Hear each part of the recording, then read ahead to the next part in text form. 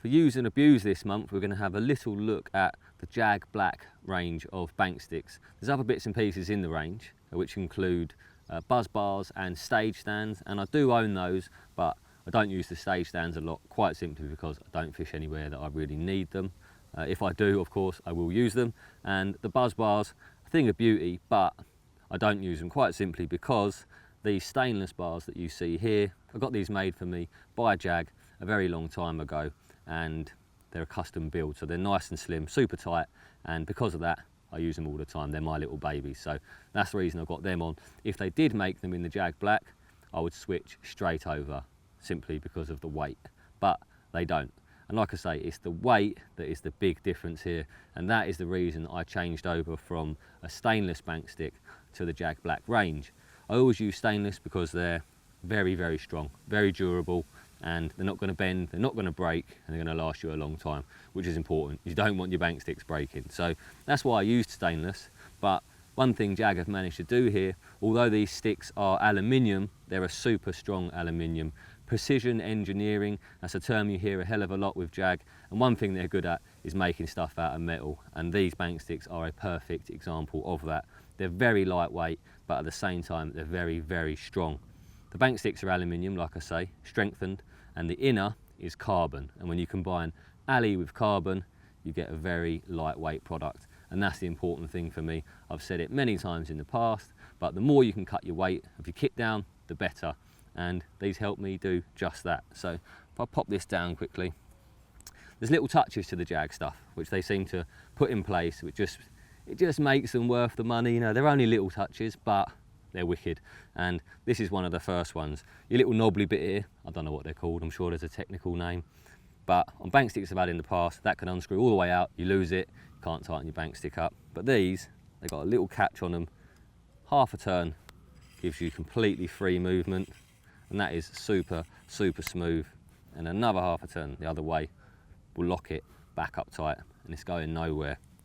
Little touches that make a big difference. And if you look down at the bottom of the stick here, you'll see the point.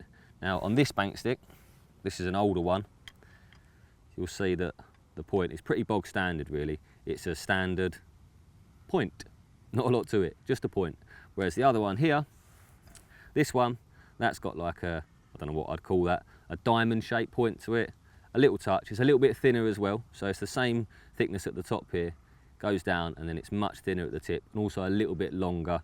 And with the diamond and the extra length, that helps you push the stick into the ground. So when it's rocky and there's plenty of stones about, when you're pushing them into the ground, it makes it easier to get the stick in. You'll see there's a bit of wear and tear, nothing major, but a little bit of the paint's worn off, and these are black anodized, so it is a black covering. It's not a black stick. Like I said, it's aluminium, and it's then anodized black, and you'll see a little bit of that has worn away, but when you stick them in the gravel all the time, that's going to happen. Up the top end of the stick here, there's almost none of that black missing whatsoever. So it's not just sat on there and going to flake away, it's on there for good, unless it obviously is coming into contact with sharp stones and whatnot, and then you're likely to lose a little bit. But I use these sticks all the time, and as you'll see, they're not in that bad a state. They're really not. I don't know how many times these have been in the ground, but it's plenty. And again, if you look at the stick, it's in good condition, and I do not look after my stuff. So if you are someone that looks after your kit, if my bank stick looks like this after probably 3 years of use, and you look after your stuff, yours is going to look a hell of a lot better than this will.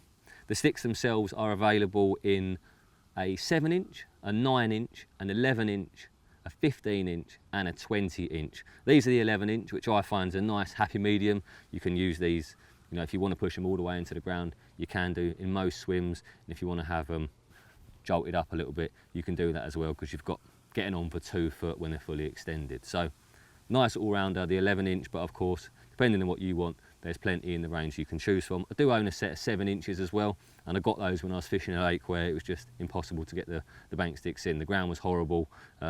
You would get them in, but it was a struggle. So for the backrests, I used to use the little one. So it's up to you, but there's plenty in the range that will cover whatever you need basically. And the price, they're pretty reasonably priced. 25 to about £31 is what you're looking at to pay, depending on the length of the stick. So the shortest stick is 25, and the longest one I think is 31, 32 quid, something like that. So whatever you need, they've got it covered, and reasonably priced too, when you take into account that these are probably the best bank sticks that money can buy.